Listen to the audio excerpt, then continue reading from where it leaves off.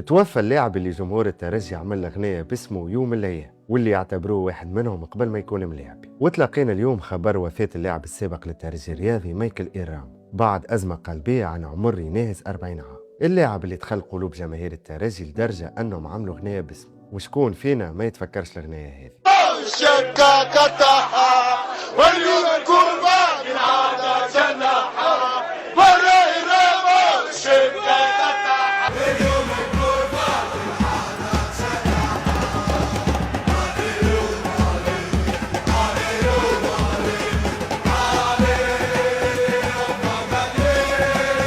الرامور حل اليوم، لكن الإرث اللي خلاه في نادي باب السويقة ما يموتش. كيفاش لا وهو كان محبوب الجماهير، وحتى بعد ما بطل الكورة بقى وفي النادي، ديما حاضر وديما يرجع يتفرج ويعيش مع الترجي. الرامو مش مجرد لاعب، بل حكاية حب بين لاعب وجمهور. رحم الله الفقيد، وإن لله وإن إليه راجعون.